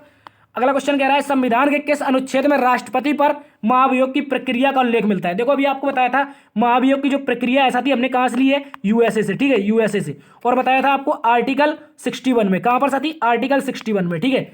आर्टिकल 61 में क्या है हमारा, आर्टिकल 61 में है आपका महाभियोग की प्रक्रिया का उल्लेख, ठीक है साथी। महाभियोग की प्रक्रिया का उल्लेख किसमें, आर्टिकल आपका 61 में, ठीक है। इसके अलावा यदि पूछे आपसे 54 में क्या है, 54 में तो बताना साथी, इसमें प्रेसिडेंट का निर्वाचन है, क्या है, प्रेसिडेंट यानी कि राष्ट्रपति का निर्वाचन है, ठीक है। और इसके अलावा 75 में क्या है, इसमें प्रधानमंत्री है, प्रधानमंत्री क्या है, मंत्रिमंडल जो होगी वो एक प्रधानमंत्री का चयन करेगी, ये लिखा है इसमें, ठीक है, ठीक है। अनुच्छेद 61 में क्या हो जाएगा हमारा, महाभियोग हो जाएगा, ठीक है, इसको भी याद रखेंगे। अगला क्वेश्चन हमसे कह रहा है भारतीय संविधान के किस अनुच्छेद को मौलिक कर्तव्यों की चर्चा की गई, जल्दी से बता देंगे। भारतीय संविधान का वह कौन सा अनुच्छेद है जिसमें मौलिक कर्तव्यों की चर्चा की गई, जल्दी से बताएंगे, ठीक है। मौलिक कर्तव्यों की चर्चा किसमें की गई है, तो बताना साथी 42वां कॉन्स्टिट्यूशनल अमेंडमेंट हुआ था, कौन सा, 42वां कॉन्स्टिट्यूशनल अमेंडमेंट। इसको 42वां संविधान को लघु संविधान इसलिए नहीं कहते, देखो इसमें बहुत सारी चीजें जोड़ी गई थी। अभी आपको 42वां संविधान संशोधन से मैंने बताया निःशुल्क विधिक सहायता, यानी कि 39A जोड़ा, ठीक है, 39A जोड़ा। इसमें समवर्ती सूची में क्या किया गया, राज्य सूची में सुधार करके 5 सब्जेक्ट उठाए और समवर्ती सूची में डाल दिए। और इसमें क्या हुआ साथ ही समाजवाद न्यायवाद प्रस्तावना में हो गया। तो इसलिए इसमें बहुत सारे संविधान संशोधन हुए थे 1976 में, ठीक है। 42वें संविधान संशोधन में बहुत सारे संशोधन हुए थे, ठीक है। तो इसीलिए इसको क्या कहते हैं, आपको इसका क्या कहते हैं साथी, तो आपको बताना है इसको लघु संविधान क्या कहते हैं लघु संविधान, ठीक है, इसको याद रखिए। लघु संविधान किसे कहते हैं, लघु संविधान, तो आपको याद रखना है इसको कहते हैं 42वें कॉन्स्टिट्यूशनल अमेंडमेंट को। तो बताना है मौलिक कर्तव्य, तो आपको याद रखना साथी, मैंने कई बार कराया है स्वर्ण सिंह समिति, कौन सी, स्वर्ण सिंह समिति की सिफारिश पर कुल मिलाकर 10 मौलिक कर्तव्य जोड़े गए थे, ठीक है। और 11वां कब जुड़ा था, तो बताना है साथी 86वां कॉन्स्टिट्यूशनल अमेंडमेंट था, ये कब का था, 2002 का था, ठीक है, 2002 का। ये शिक्षा संबंधित था, आर्टिकल 21A में जोड़ा गया था, ठीक है। लेकिन उस समय किसमें जोड़ा गए थे, तो भाग 4A बना था, क्या बना था साथी, इसको भी याद रखेंगे, क्या बना था, भाग 4A, आपका क्या बना था, भाग 4A। और इसमें अनुच्छेद क्या था, तो बताना अनुच्छेद 51A, कौन सा अनुच्छेद था, अनुच्छेद 51A, ठीक है। इसका आंसर क्या हो जाएगा हमारा? मौलिक कर्तव्य की चर्चा किसमें की गई है? तो अनुच्छेद 51 ए और भाग 4 ए, इसको भी याद रखेंगे। चलते अगले क्वेश्चन की तरफ। अगला क्वेश्चन हमसे कह रहा है भारतीय संविधान के का निम्नलिखित में से कौन सा अनुच्छेद समान नागरिक संहिता को संबंधित है? जल्दी से बताइए, वो है कौन सा अनुच्छेद है जिसमें समान यूनिफॉर्म सिविल कोड है, यानी कि समान नागरिक संहिता है? जल्दी से बता देंगे सभी साथी, ठीक है, जल्दी से बताएंगे। तो इसका आंसर क्या हो जाएगा हमारा? क्या हो जाएगा साथी? इसका आंसर हो जाएगा 144, क्या सॉरी 44, क्या हो जाएगा? अनुच्छेद 44, यानी कि अनुच्छेद 44 में नीति निर्देशक तत्व के अंदर डीपीएसपी के अंदर क्या कहा गया है हमसे साथी? इसमें कहा गया है भारत का प्रत्येक राज्य यूनिफॉर्म सिविल कोड लागू कर सकता है, ठीक है। और भारत का एकमात्र राज्य जिसमें यूनिफॉर्म सिविल कोड लागू है तो बताना है साथी गोवा में, ठीक है। कहां पर? गोवा में, ठीक है। गोवा में क्या है? गोवा में क्या है तो बताना है यूनिफॉर्म सिविल कोड लागू है, ठीक है। और गोवा में ही साथी आपको बताना है ऑपरेशन विजय के तहत, कौन सा ऑपरेशन था? ऑपरेशन विजय। ऑपरेशन विजय के तहत भारतीय सेना ने पुर्तगालियों को खदेड़कर गोवा को स्वतंत्र राज्य घोषित किया था, ठीक है। और ये राज्य कब बना था तो बताना है साथी, ये राज्य बना था आपका 1987 में। कब बना था? 1987 में, इसको भी याद रखेंगे, ठीक है। यदि पूछ ले आपसे अनुच्छेद 43, जल्दी से छाप के बताएगा कोई, अनुच्छेद 43 में साथी क्या है? अनुच्छेद 43 में क्या है तो आपको बताना है। देखो, जैसे कोई व्यक्ति कंपनी में काम कर रहा है, जैसे ये एक कंपनी है, इस कंपनी में ये बंदा काम कर रहा है, ठीक है। ये बंदा क्या कर रहा है? इस कंपनी में काम कर रहा है, ठीक है। ये जब इस कंपनी में काम करेगा, इस कंपनी में, तो आपको याद रखना है ये कंपनी इसको एक उचित राशि देगी, इसके काम के बदले उचित राशि देगी। तो ये किसमें लिखा है? उचित वेतन की मांग किसमें की गई है? तो अनुच्छेद 43 में, ठीक है, अनुच्छेद 43 में। तो यूनिफॉर्म सिविल कोड पूछा है तो अनुच्छेद 44 में, ठीक है, इसको भी याद रखेंगे सभी साथी। यदि पूछ ले अनुच्छेद 46 में क्या है? अनुच्छेद 46, देखो एक तरफ तो डीपीएसपी अनुच्छेद 46 है और मौलिक अधिकारों में अनुच्छेद 29 है। इसमें क्या है? जो SC ST है आपका, क्या है? SC ST है साथी, इसमें इनके लिए शिक्षा का प्रावधान किया गया है। शिक्षा, सुरक्षा, इनके स्वास्थ्य की व्यवस्था किसमें है? SC ST में। ये डीपीएसपी में भी है और अनुच्छेद 29 में भी है, यानी कि मौलिक अधिकारों में भी है, ठीक है, इसको भी याद रखेंगे। तो इसका आंसर क्या हो जाएगा हमारा? यूनिफॉर्म सिविल कोड 44 में, ठीक है।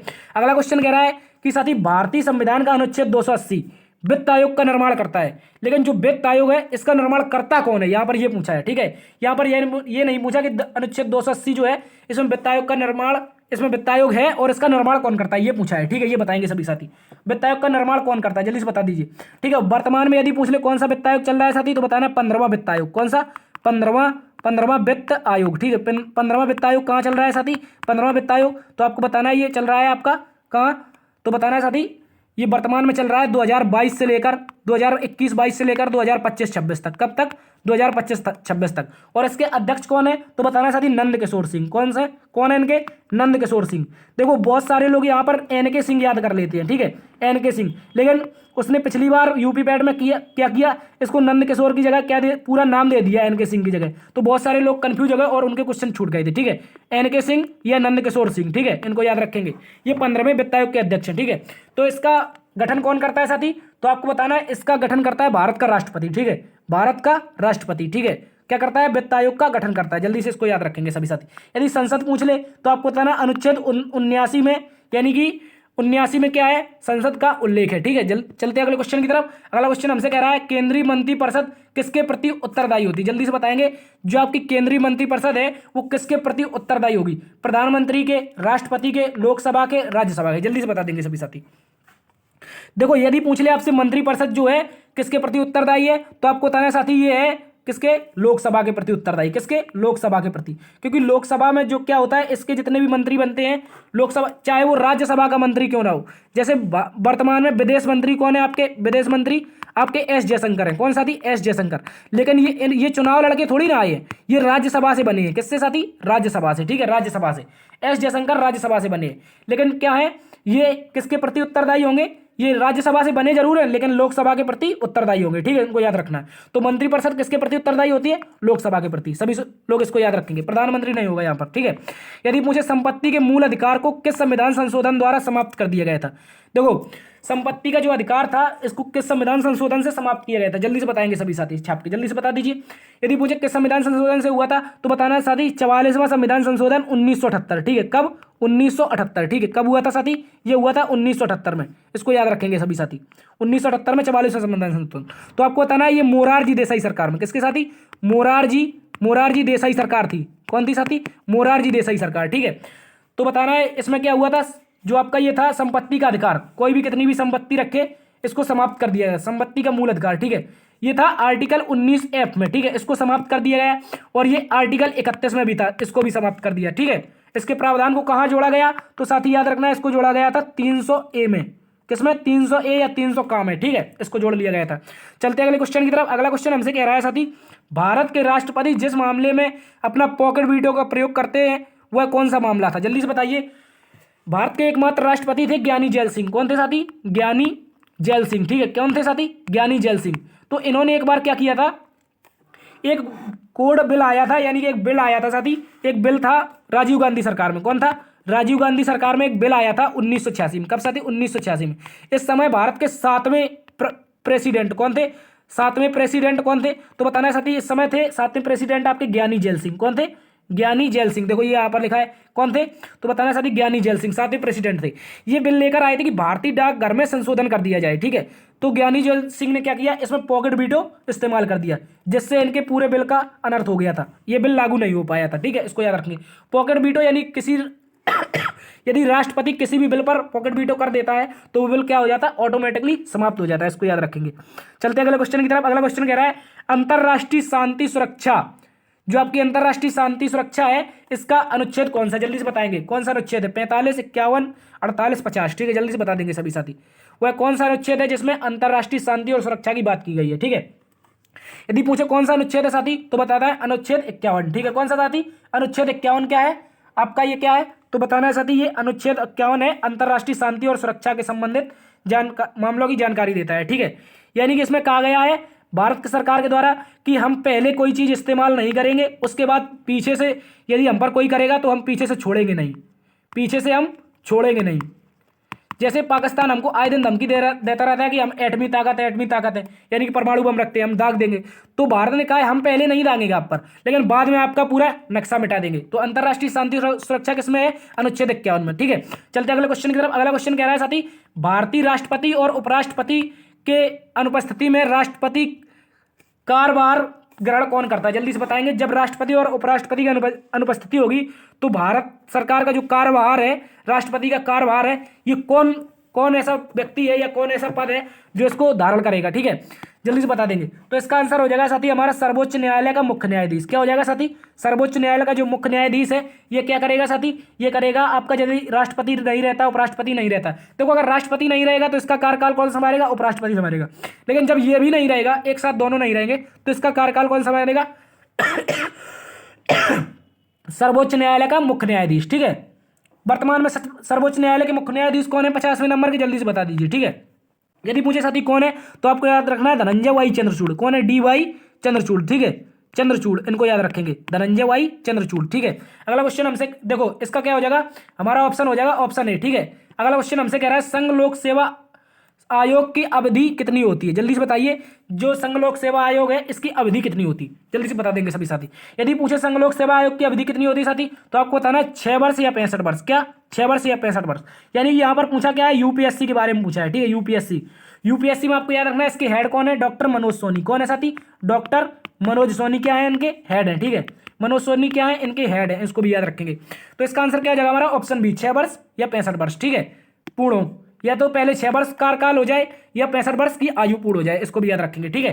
चलते अगले क्वेश्चन की तरफ। अगला क्वेश्चन क्या कह रहा है, किस अनुच्छेद के अनुसार राज्यपाल विधानसभा में बहुमत दल के नेता को मुख्यमंत्री नियुक्त करता है? वह कौन सा अनुच्छेद है जिसमें जो आपका राज्यपाल है, जो बहुमत दल का नेता होता है, उसको मुख्यमंत्री नियुक्त करता है? जल्दी से बता देंगे सभी साथी, ठीक है, जल्दी से बताएंगे सभी साथी। इसका आंसर क्या हो जाएगा, जल्दी से बता दीजिए।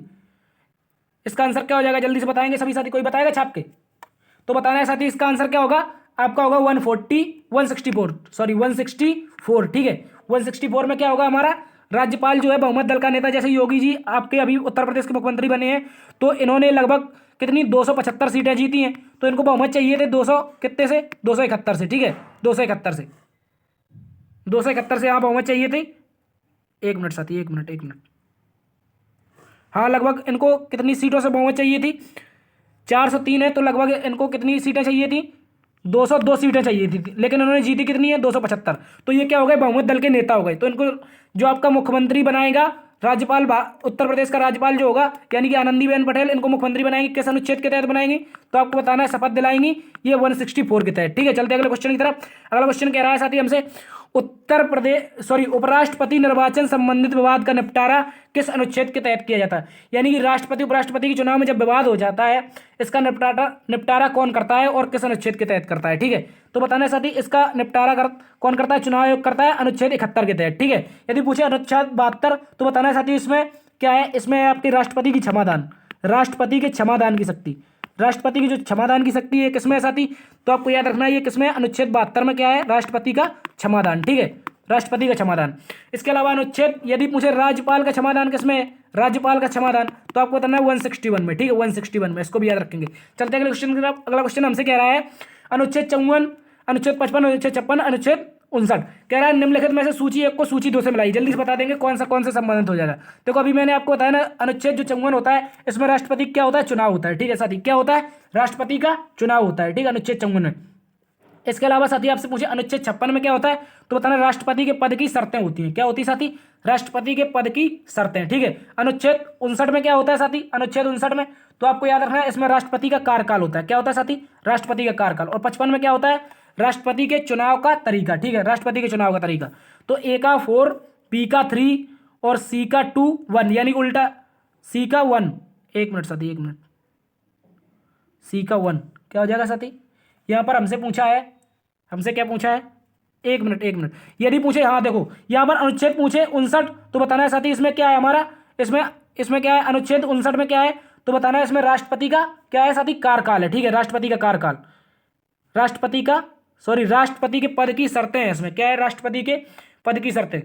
और 56 में क्या है? 56 में कार्यकाल है और 55 में क्या है? चुनाव का तरीका है। ठीक है, तो ऑप्शन क्या हो जाएगा? इस हिसाब से हमारा ऑप्शन ए सही हो जाएगा। ठीक है, क्या हो जाएगा साथी? ऑप्शन ए सही हो जाएगा। इसको याद रखेंगे, इसको याद रखेंगे। अनुच्छेद 54 में क्या है साथी? तो बताना राष्ट्रपति का चुनाव है और 55 में चुनाव का तरीका दिया गया है और 56 में क्या है साथी? इसका कार्यकाल है और 59 में क्या है? शर्तें हैं। ठीक है, और 60 में क्या है? 60 में इसकी शपथ है, शपथ के बाद 61 में क्या है? 61 में आपका महाभियोग है। ठीक है, महाभियोग जो कि हमने कहाँ से लिया है? यूएसए से लिया है। चलते अगले क्वेश्चन की तरफ। अगला क्वेश्चन कह रहा है हमसे साथी, कह रहा है राज्यपाल के शपथ से संबंधित अनुच्छेद कौन सा है? जल्दी से बताइए, राज्यपाल जो शपथ लेता है इससे संबंधित अनुच्छेद कौन सा है? जल्दी से बता देंगे। तो इसका आंसर हो जाएगा साथी, क्या हो जाएगा? 159। ठीक है, 159 इसका सही आंसर हो जाएगा। अभी बताया था 161 में क्या है? राज्यपाल का क्षमादान की शक्ति है। क्या है? राज्यपाल की क्षमादान की जो आपकी शक्ति है, क्षमादान की शक्ति किसमें है? अनुच्छेद 161 में। यदि पूछे 213, तो बताना अनुच्छेद 213 में राज्यपाल क्या करता है? अध्यादेश जारी करता है। ठीक है, क्या करता है? अध्यादेश। राज्यपाल का अध्यादेश 213। ठीक है, राष्ट्रपति का 1, 2, 3 123। ठीक है, इसको याद रखेंगे। चलते अगले क्वेश्चन। अगला क्वेश्चन हमसे कह रहा है साथी, भारतीय संविधान का कौन सा अनुच्छेद अल्पसंख्यकों को अपनी मनपसंद की शिक्षण संस्थाओं को संचालित करने और स्थापित करने का अधिकार देता है? तो अभी आपको बताया था साथी, ये क्या हो जाएगा आपका? अनुच्छेद 30। ठीक है, यदि मनपसंद शिक्षा ग्रहण करनी हो तो आपको अनुच्छेद 29 मिलेगा। ठीक है, यदि अपना मनपसंद शिक्षण संस्थान स्थापित करना है तो आपको अनुच्छेद 30 मिलेगा। ठीक है, अनुच्छेद 29 में क्या है? अभिव्यक्ति की स्वतंत्रता। ठीक है, अनुच्छेद 26 में क्या है? इसमें धार्मिक स्वतंत्रता है, यानी धार्मिक स्वतंत्रता जो है आपकी, धार्मिक स्वतंत्रता, इसके तहत क्या होगा? तो आपको बताना है इसमें 25 से लेकर 28 तक अनुच्छेद आते हैं। कौन से? 25 से लेकर साथी 25 से लेकर के 28 तक आते हैं। ठीक है, इसका आंसर क्या हो जाएगा हमारा? मनपसंद शिक्षा संस्थान अल्पसंख्यकों के लिए, यानी SC ST के लिए। क्या पूछा है? SC ST के लिए पूछा गया है यहाँ पर। SC ST के लिए मनपसंद शिक्षण संस्थान स्थापित करना है तो अनुच्छेद 23 का उपयोग करेंगे वो लोग। ठीक है, अगला क्वेश्चन कह रहा है अंतर्राज्यीय परिषद की स्थापना कब हुई थी? जल्दी से बताएंगे अंतर्राज्यीय परिषद की स्थापना कब हुई थी। और आप लोग साथी ये भी बताएंगे इसका हेड कौन होता है? इसका हेड कौन होता है? जल्दी से बता दीजिए। ठीक है, यदि पूछे स्थापना कब हुई थी साथी, तो आपको याद रखना है इसकी स्थापना हुई 28 मई 1990। कब हुई थी साथी? 28 मई 1990। ठीक है, इसको याद रखेंगे। 28 मई 1990 में अंतर्राज्यीय परिषद की स्थापना हुई थी। और इसका हेड कौन होता है? तो बताना साथी प्रधानमंत्री होता है। कौन होता है? प्रधानमंत्री। ठीक है, चलते अगले क्वेश्चन की तरफ। अगला क्वेश्चन हमसे कह रहा है साथी, निम्नलिखित में से कौन सा संविधान संशोधन केंद्र के द्वारा मंत्रिपरिषद का आकार निश्चित किया गया था? देखो ये संशोधन था साथी, कौन सा था? 91। इसमें क्या हुआ था कि राज्य में जितनी आपकी विधानसभा सीट है, जैसे आपकी 403 उत्तर प्रदेश में, इसका एग्जांपल ले लेते हैं, तो इसका जो 403 का 15% आएगा, जितना 15% आएगा, इतने ही मंत्री उत्तर प्रदेश सरकार अपने मंत्रिमंडल में शामिल कर सकती है। और लेकिन विशेष तौर पर दिल्ली के लिए एक साधन उपलब्ध कराया गया था कि दिल्ली में 70 सीट है, जैसे 70 सीट, तो इसके लिए मात्र 10%, एक मात्र ये बात है, इसमें दिल्ली में 70 सीट है आपकी, 70 सीट में 10% मंत्री ही दिल्ली पे आपके बनेंगे, ठीक है। दिल्ली में कितने बनेंगे, दिल्ली में तो आपको याद रखना है 10%, लेकिन अन्य जो राज्यसभा की सीटें हैं उनके हिसाब से 15% निकाल के उतने ही मंत्री बनेंगे, ठीक है। चलते अगले क्वेश्चन की तरफ। यदि पूछ ले साथी 73वां संविधान संशोधन, तो ये याद रखना है आपको, क्या याद रखना है, पंचायत से, ठीक है, पंचायत से, किससे है, पंचायत से। और यदि पूछे 74वां, तो आपको याद रखना है नगर पालिका से, किससे साथी, नगर पालिका से, ठीक है, नगर पालिका से। 91वां बता दिया आपको। 92वां क्या है, इसमें साथी जो जोड़ी गई थी बीड़ी माचिस, क्या जोड़ी गई थी, बीड़ी माचिस। देखो यहाँ पर बीड़ी माचिस का मतलब है 4 भाषाएं जोड़ी गई थी, ठीक है, एक थी बोडो, एक थी डोंगरी, एक थी मैथिली, एक थी संथाली, ठीक है, 4 भाषाएं जोड़ी गई थी, बोडो, डोंगरी, मैथिली, संथाली, बोडो, डोंगरी, मैथिली, संथाली, 92वां कॉन्स्टिट्यूशनल अमेंडमेंट में, ठीक है। चलते अगले क्वेश्चन की तरफ। अगला क्वेश्चन हमसे कह रहा है भारतीय संविधान में कुल महिला सदस्यों की संख्या कितनी थी। जो संविधान सभा थी आपकी भारतीय संविधान की संविधान सभा में कुल कितनी महिला सदस्य थी, तो आपको याद रखना साथी इसमें कौन थी, 12, कितनी थी साथी, 12 थी। लेकिन आपको याद रखना यदि पूछ ले पहली महिला सदस्य कौन थी इसमें, तो आपको याद रखना सरोजिनी नायडू, कौन थी साथी, सरोजिनी नायडू, कौन थी, सरोजिनी नायडू आपकी इसमें पहली महिला सदस्य थी, ठीक है। यदि पूछे कुल कितनी थी, तो 15 थी। यदि पूछ ले फर्स्ट बैठक में कितनी आई थी, फर्स्ट बैठक में साथी, फर्स्ट बैठक में, तो आपको पता ना फर्स्ट बैठक में 9 महिलाएं शामिल थी, ठीक है, इसको भी याद रखेंगे। चलते अगले क्वेश्चन की तरफ। अगला क्वेश्चन कह रहा है संविधान सभा के स्थायी अध्यक्ष कौन चुने गए थे, तो आपको कई बार कराया साथी संविधान सभा के आपके स्थायी अध्यक्ष पूछा, स्थायी क्या पूछा है, स्थायी, तो आपको याद रखना कौन चुने गए थे, राजेंद्र प्रसाद, ठीक है। ये कब चुने गए थे, तो बताना 11 दिसंबर को, कब, 11 दिसंबर को 1946 में, जब सेकंड बैठक हो रही थी आपकी, सेकंड बैठक, ठीक है।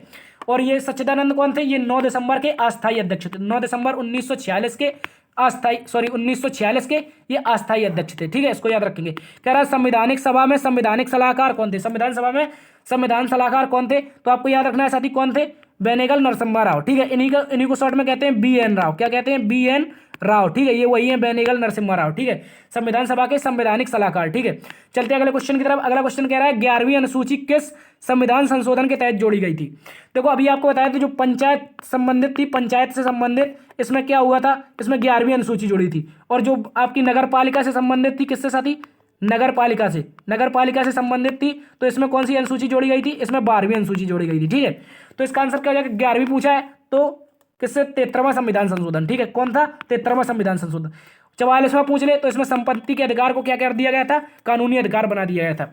यदि पूछे 91, इसमें मंत्रिपरिषद से संबंधित था, ठीक है। कह रहा है भारतीय संविधान की, सॉरी, कह रहा है क्या कह रहा है साथी, अगला क्वेश्चन कह रहा है हमसे भारतीय संविधान की, एक मिनट, भारतीय संविधान की अनुसूची 6 में निम्नलिखित में से कितने राज्यों का, कौन सा राज्य है जो जिसमें अनुसूची 6 लागू नहीं होती। देखो कुल मिलाकर भारतीय संविधान के 4 राज्य हैं, ATM², ठीक है, ATM², ठीक है, ये कौन कौन से हैं, तो आप क्या रखना, असम, त्रिपुरा के अलावा मेघालय, यहाँ पर मणिपुर नहीं होगा, मणिपुर के साथ कौन होगा, मणिपुर के अलावा कौन सा होगा, मिजोरम होगा, ठीक है, यहाँ पर मणिपुर नहीं होगा, मणिपुर के स्थान पर क्या होगा, मिजोरम होगा, ठीक है, ATM²। इसमें क्या है, इसमें अनुसूची 6 के तहत इसमें जो SC ST के लिए स्पेशल अधिकार दिए गए हैं, ST SC के, ये इन राज्यों में दिए गए हैं, ठीक है। असम में क्या है, गारो, खासी, जयंतिया जैसे पहाड़ियां हैं, इनमें 3 जनजाति रहती हैं, गारो, खासी, जयंतिया नाम की, ठीक है। इन लोगों को क्या स्पेशल से अधिकार दिए गए हैं, ठीक है। तो वह किसमें है, अनुसूची 6 में है, तो मणिपुर के स्थान पर क्या हो जाएगा, हमारा मिजोरम हो जाएगा। अगला क्वेश्चन साथी कह रहा है हमसे निम्नलिखित में से मौलिक अधिकारों में से BR अम्बेडकर के द्वारा संविधान की आत्मा किसे कहा गया है, हृदय और आत्मा किसको कहा गया है। देखो साथी अभी आपको बताया था जो आपका संवैधानिक उपचारों का अधिकार है, इसको क्या कहा गया है, इसको कहा है संविधान की आत्मा कहा गया है, ठीक है। संपत्ति का अधिकार अभी आपको क्या बताया था कि 44वां जो कॉन्स्टिट्यूशनल अमेंडमेंट हुआ था 1900 कब हुआ था, 78 में, मोरारजी देसाई की सरकार में, इसको अनुच्छेद 300A में शामिल कर दिया गया था, इसको कानूनी अधिकार बना दिया गया था, ठीक है। शिक्षा का अधिकार, ये 86वां कॉन्स्टिट्यूशनल अमेंडमेंट था, और ये कब का था साथी, 2002 का था, ठीक है, 2002 का। इसको साथी किस में जोड़ा गया था, आर्टिकल 21A में, ठीक है, इसको भी याद रखेंगे। धार्मिक स्वतंत्रता का अधिकार अभी बताया था आर्टिकल 25 से लेकर 28 तक, ठीक है साथी, 25 से लेकर 28 तक, ठीक है। तो इसका आंसर क्या हो जाएगा हमारा, संवैधानिक उपचारों का अधिकार, ठीक है। चलते अगले क्वेश्चन का। तो साथी ये थी आपकी आज की क्लास, उम्मीद करता हूँ आज की क्लास आपको पसंद आई होगी। यदि साथी पसंद आई है तो एक लाइक तो बनता है, इतनी सारी मेहनत के लिए एक लाइक, एक शेयर, यदि चैनल पर नए हैं तो सब्सक्राइब भी करें, ठीक है। देखते रहिए GS Up by DS sir, मिलते हैं अगली क्लास में, तब तक के लिए अपना ख्याल रखना, जय हिंद।